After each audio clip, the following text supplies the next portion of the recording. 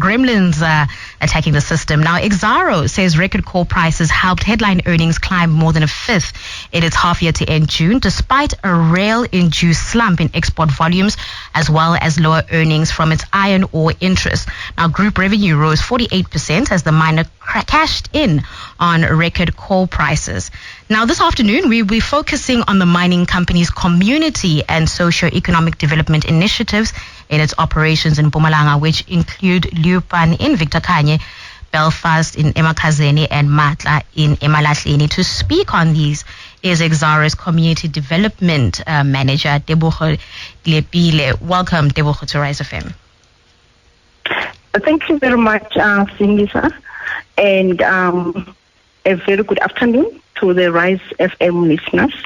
Now, Tebogo, the South African economy is under pressure to be more inclusive. Are you not getting this pressure from your host communities to have their businesses included in the mining company's supply chain?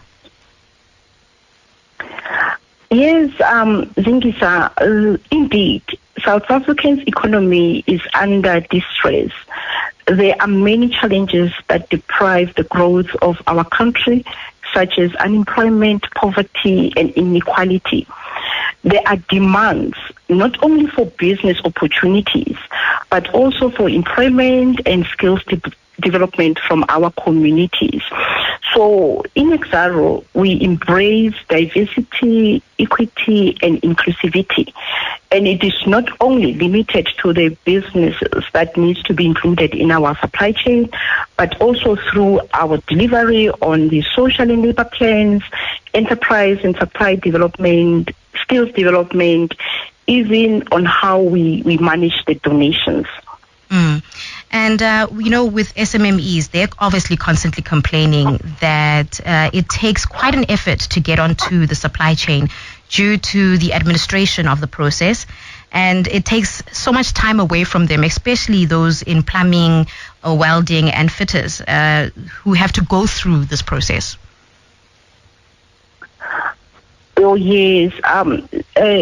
If I may, Zingisa, the artisan skills or the skills that you have just mentioned are critical and are required in the mining industry. And their services as businesses are also needed.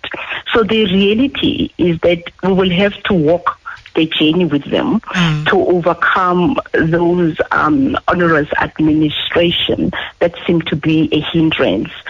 So Exxaro has currently partnered with SIDA, which will obviously to ensure that we support our suppliers and potential suppliers and entrepreneurs with business skills, and obviously also on how to really manage the tender documents, and that will be done at no cost.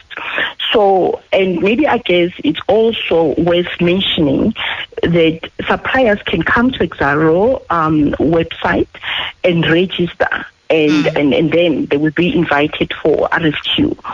So the website is www.exxaro.com, and then they will register. And once they are registered, when there are opportunities, then they will be called in for RFQ. And currently, as I'm talking to you, there are opportunities that are currently being published on the website that I really want to invite our listeners and potential suppliers out there to apply. So getting onto the supply chain list is obviously one thing. The other matter would then be securing some sort of work from Exxaro. How do we then address or manage expectations in that regard? Because making it to the supply chain doesn't necessarily guarantee some sort of contract. Yeah, look, that has been a challenge.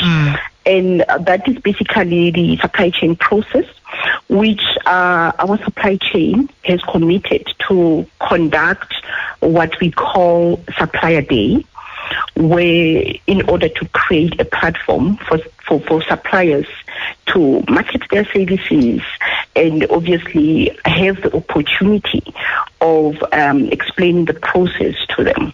And for those of you who've just... And that will be communicated, yeah. And for those of you who've just tuned in, it is Taking Care of Business with Exxaro's Community Development Manager, Tebogo Leepile, on the mine's community development and socio-economic development initiatives. Tebogo, Exxaro has also then committed itself to skills development within its host communities. What type of training is afforded by the company's student learning projects, and how does this benefit the recipients in the real world? Thanks for your question.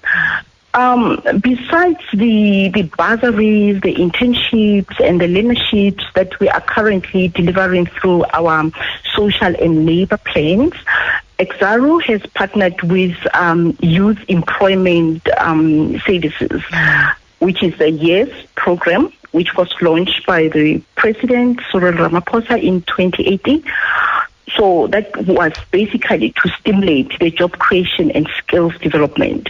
So through the YES program, we are implementing two initiatives in 2022.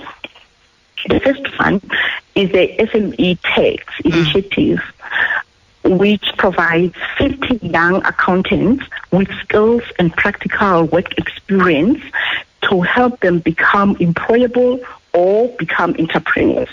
And the other initiative is with Lula Rights, which is training about 200 young scooter drivers for a period of 12 months with for them to acquire work experience and to earn some income through their work on the various delivery platforms. So as it stands, as you have mentioned, where we operate, we for the first initiative of SME Tax, that has been advertised across all our business units. With regards to the Lula Rights, this one we started at Malahleni for 2022. And then it will be taken to other business units. Maybe I could also take the opportunity of just sharing the email address of our strategic partner here, where the CVs can be sent. But in any case, it will also be advertised on the social media platforms. So the email address is info@lularight.co.za. So young people who want to become scooter drivers and really make an earning, they can submit their CVs. And in Exxaro, we believe that through partnership and collaboration, we'll be able to make more impact. Hence, we partnered with YES program. So we obviously have spoken about youth development and how to bolster SMMEs within the host communities. But how are you plowing into the host communities within Mpumalanga as Exxaro in the past financial year? Maybe I can talk about the past financial year, which is 2021, and obviously the past 6 months on how we have delivered. So in the 2021, we achieved a local procurement spend of 1 billion that benefited over 241 local black-owned SMEs. And also through our enterprise supply development funding support, we have spent 127 million, where it benefited about 15 small, micro, and medium enterprises, employing about 243. And along with onboarding and providing support to 97 beneficiaries on the contractor development programs, that was done in partnership with GIBS, which is the Gordon Institute of Business Science, and 29 enterprise owners on the Financial Excellence Program that was with SAICA, which is the South African Institute of Chartered Accountants. So I think it's also important to mention that in 2021, we have spent 64 million on completion of schools and enterprise and supply development hubs and water and sanitation infrastructure project that was done through our social and labor plans. So, and that was basically, the 64 million was basically in combination of both Mpumalanga and Limpopo.